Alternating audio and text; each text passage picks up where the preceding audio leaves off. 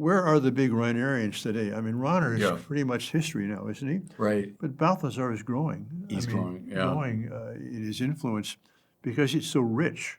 It's so rich and so deep. And he operated outside the academic establishment, didn't he? He wasn't a professor at a university. He never was. He wasn't. And that gave him a certain liberty in his thinking. But I think he talks about kreisendes Denken, circling thought, the idea of, he gives the example of the sculpture of David, Michelangelo there in Florence, where you have to walk around that thing to see. You can't, Right, one percent is enough.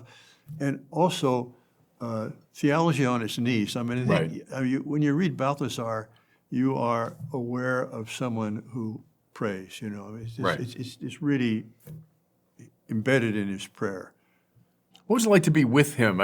Photos of Balthasar, he was tall, wasn't he? Tall. Was he kind of a physically imposing, impressive guy? Well, he was tall, somewhat slender. Slender. And he had kind of a shyness to him. Yeah. A very kind of aristocratic, but shy. But always he was warm and friendly. And I remember, up at this little chalet, he says, "Well, have you ever read The Bridge of San Luis Rey?"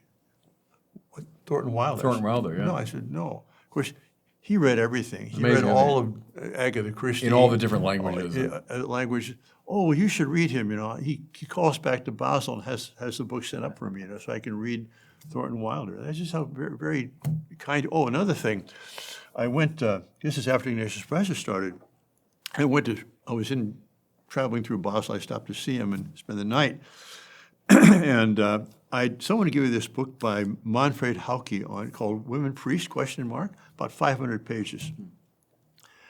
And so we had dinner in the evening, and I said, well, what do you think about this book? Well, let me take a look at it. So I gave it to him. And then we went to bed, and this is about a 4-story building that he has, this apartment type thing, but he has the whole thing. And every wall of every room was lined with bookcases, you know. And I'm an ex-engineer, I'm kind of a quantitative guy, so I wandered through the building, and I estimated, you know, how many books per foot, how many feet, and I estimated 30,000 volumes.